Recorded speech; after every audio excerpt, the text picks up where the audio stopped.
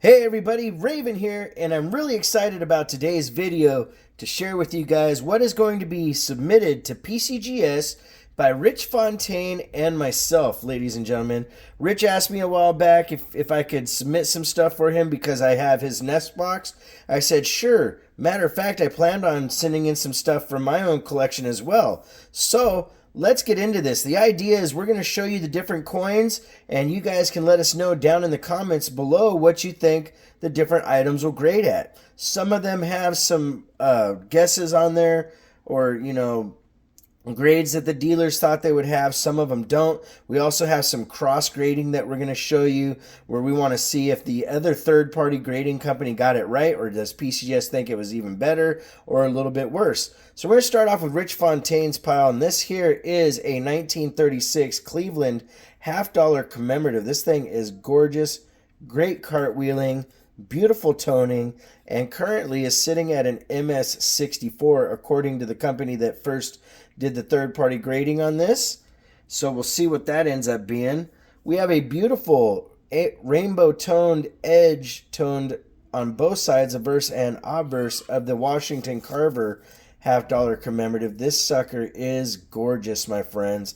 Very curious to see what that'll grade out as. Then we have the 1983 Kalakua King of Hawaii silver proof, and this thing is epic. It has a little certificate of authenticity here as well, but both sides just look immaculately gorgeous. Let me get that lined up properly so that you guys can see it right there in all of its glory. Curious what that'll be. I'm sure I'm going to say curious a lot in this video, but hey, what do you do? This next one is an 1878 Carson City Morgan silver dollar, and it also has some die cracks on it. We're going to see what it has as far as a variety. Matter of fact, ladies and gentlemen, I am curious to know what you guys think. The die cracks, you can see them right here along the stars, and then there's a couple really prominent die cracks in the field of the eagle as well. So just curious what that'll be. Let us know in the comments what you think. We'd really like to see what everybody thinks. Then we have a 1995 Key Date Libertad in BU condition from Mexico, and that is going to be graded as well to see what it gets. We have a couple 2008 Key Date Kookaburras in their original capsules. These things were actually in the plastic from the mint, the 20, they come in a roll of 20, and they were never busted out until the other day for an auction. So those two are going to go to be graded as well.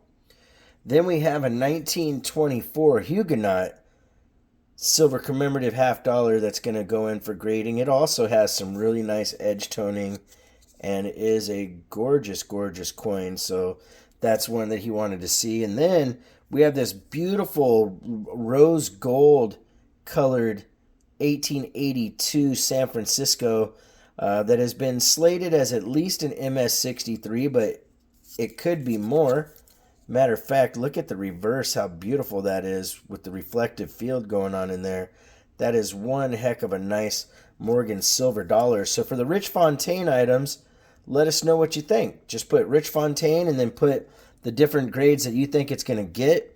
Now we're going to move into the items that I'm going to submit to PCGS. I have a couple more items than he does. Matter of fact, there's actually things that I still have that I want to get graded. But for the purposes of this video and then illustration of the next video on how to submit to PCGS, we didn't want it to be too many things and too overwhelming. So this is an Annex Slabbed 1950 Denver Key Date MS64. It says it has 5 steps. It has beautiful rainbow toning on it as well. Now, to find a 50s nickel with full steps is pretty crazy. I want to see what designation this will get from PCGS in the very end, my friends, because I think having it in a PCGS slab is a little bit better for this coin. Plus, it might grade out higher than what we thought. And hopefully I can get the full step designation going on for this coin. Either way, it's a gorgeous one. Then we have a 1937 Philly And this one was slated by the dealer as an MS65 because this was taken out of slabs and was previously graded. So I'm curious to see if it'll get the same grade. Same thing for this 37 Denver. Just beautiful, beautiful buffaloes. And this 37S buffalo. What do you think these different buffaloes will grade at, my friends? I am very curious to see what the Nest has to say about this, and also PCGS as well. Then we have a 1944 Denver War nickel that I looked at under the scope, and it literally had full steps across it. I mean, just an awesome, awesome coin. Get that to focus in a little bit better for us here. And to see what you guys think about that. And it also looks like it has a little bit of rotation to the die. That's pretty cool. Then we have this gorgeous 1837 cap bust dime. Half dollar. I don't know why I said dime. Cap bust half dollar. This was actually a gift from Richfontaine, and the purpose of getting this slabbed is for preservation of it, as well as finding out what it grades out. I think this is a high XF to possibly an AU, but I am not 100% sure, so we'll see what PCGS has to say about that. And this is a reeded edge version. Then we have from the Casa de Moneda, 1 in a million, brilliant uncirculated 1949. Only 1 million minted of these, and I want to get that preserved as well as see what grade PCGS is going to give it for me, because I think that thing is epic.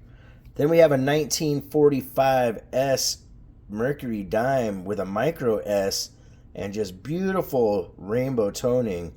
I'm very curious to see what this grades out as. This also has full split bands, if I remember properly, and from what I saw, so I'm hoping that gets the full split band designation.